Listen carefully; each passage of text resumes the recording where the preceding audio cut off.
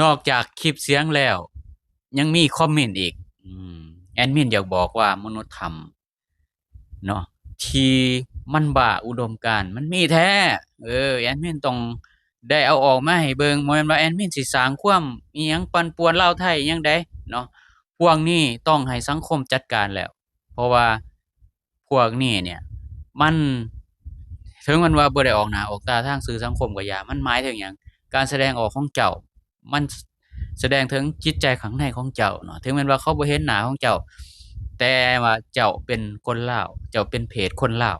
เนาะเฮ็ดให้คนลาวเสื่อมเสียไปนำข้อยต้องเอาพวกเจ้าออกมาวิจารณ์ให้ได้ทุกๆโตเลยที่คิดลบเนาะที่มีอคติต่างๆนานาเนาะไปฟังเบิ่งข่าวหนึ่งอาจารย์นั่นขอยันเอายันเข้าไปบ่ได้หรอกเพราะว่ามันน้ำมันท่วมตันหูอยู่ขันเข้าไปก็ยันไปตายน้ำกันอยู่หันซาใจก็บ่อยากให้เขาเข้าไปซ้ำอย่างให้ถอยออกเพื่ออาจารย์ที่ต้นเขาอย่างเขาไปตายน้ำกันนั่นตายกับมันตายแต่หกเจ็ดคนก็แล้วไปมันกำเวนเขาจังสันขันเข้าไปเนี่ยยาบ่ยาก็มันออกบ่ได้หรอกมันสิใจขาดตายน้ำกันอยู่น้ำมันสิท่วมฝนตกเลยอยู่ต้องการทอ400-600 เมตรสิเป็นไรทอไม่ใช่ทอใหญ่จูบน้ำหมอกอย่างแต่ว่าเขาไปตายน้ำกันหันซาใจเนี่ยแซดบอกเขาให้เขาถอยอีโตนเขามาเบิ่งแล้วเป็นเคาะของพวกนั้นของพวกเจ็ดคนขาดตายดวงนั้น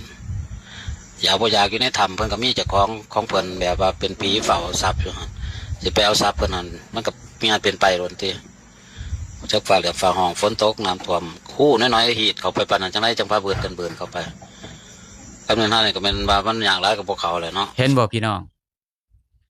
มันบ่แม่นว่ามันสิเบิดไปได้มนุษยธรรมนี่เนาะแล้วก็มนุษยธรรมรุ่นสืบทอดที่เป็นพวก influencer เนาะบางคนบางจำพวกคือกัน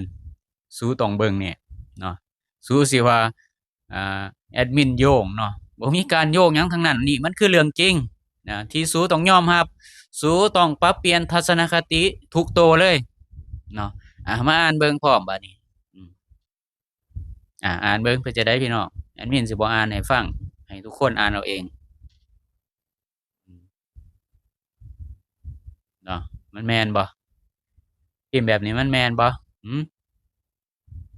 นะแล้วก็ยังบ่แล้วก็ยังมีดราม่าว่าเขาอยากได้อินเทอร์เน็ตเพื่อเฮ็ดคอนเทนต์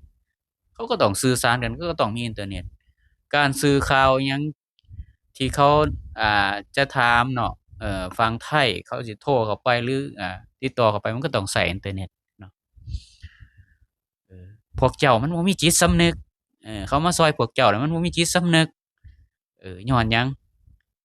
แน่นอนอยู่แล้วเนี่ย มันก็ต้องเรื่องผลประโยชน์เข้ามาอวยอย่างแน่นอนเพราะว่าหยังเพราะว่า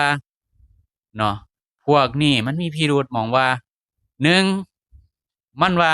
ติดคอนเทนต์2ต่ออินเทอร์เน็ตเข้าไปมันก็บอกว่า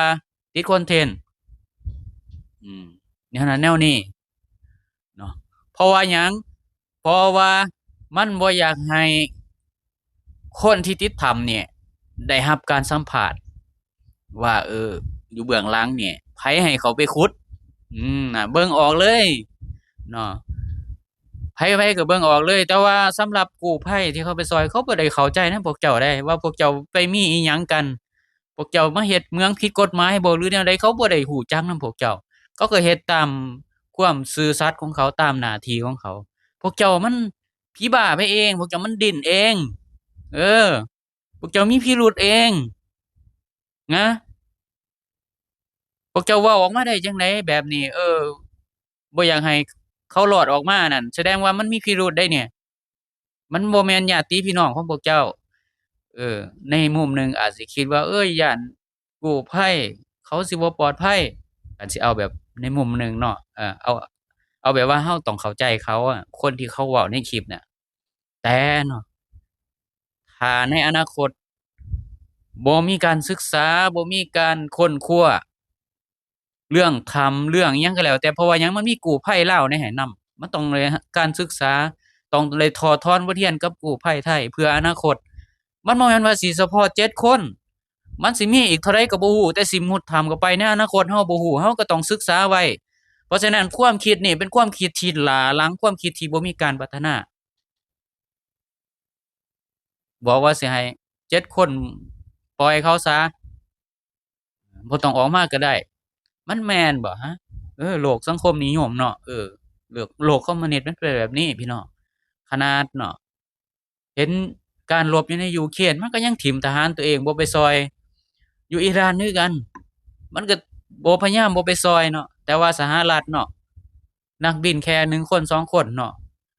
ลงทุนมหาศาลบุกเข้าไปลุยเข้าไปเพื่อไปเอานักบินของเขาเจ้าออกมาเพราะฉะนั้นชีวิตคน1คนของโลกทุนนิยมนี่คือเขาต้องรักษาไว้ทุกคนชีวิตทุกคนมีค่าเขาให้เกียรติทุกคนเขาสอนกันมาแบบนี้แต่เนาะโลกสังคมนิยมสิสอนกันแบบนี้แหละเนาะรักษาคนส่วนหลายไว้ว่าซั่นมันสิมีอีกถ้าบ่มีการศึกษาเนาะแต่มันบ่แม่นว่าเฉพาะคน7คนที่บัดนี้แต่มันสิยังสิมีอีกในอนาคตเราก็บ่ฮู้เราต้องศึกษาไว้เราต้องค้นคว้าเราก็ต้องขุดเราก็ต้องเบิ่งเพื่อประสบการณ์อิหยังนำหลายสิ่งหลายอย่างคิดได้จั่งใดมีพิรุธได้นี่มีหยังอยู่เบื้องหลังบ่หรือว่าย้านคน7คนถูกได้รับการสัมภาษณ์บ่หรือแนวใดอืมคนที่มันไปโพสต์เนาะเขียนข้อความแบบนั้นน่ะมันมีพิรุธเด้อน่ะมันต้องมีผู้ใดให้มันเขียนออกมาแบบนั้นน่ะหรือว่าผู้ที่ผิดผลประโยชน์ย้านข่าววัวไหลบ่หรือจั่งใดมันก็เป็นไปได้หลายๆอย่างแอดมินก็บ่ได้การันตีว่า100%อันนี้คือความคิดของแอดมินเองเนาะถ้าบ่ดังนั้นก็แสดงว่าขี้อิจฉาเนาะเออพวกนี้จิตสำนึกมีบ่ควรให้พวกนี้เข้าไปอยู่ในถ้ำไปติดถ้ำแทนพวกน่าสงสารน่าอิโตนเนาะคนที่เขาไปช่วยน่าสงสารครอบครัวผู้ที่เขาท่าเขาต้องการให้ญาติของเขาออกมาคนในครอบครัวได้ออกมาแต่เจ้าเว้าแนวนี้มันแม่นบ่ไปทำลายน้ำใจกันเกินหลายเกินไปบ่อะฝากเนาะสังคมช่วยพิจารณาเนาะคนพวกนี้มันยังมีฝังลึกอยู่ในสังคมลาวอยู่มันต้องจัดการให้ออกให้เบิดพวกนี้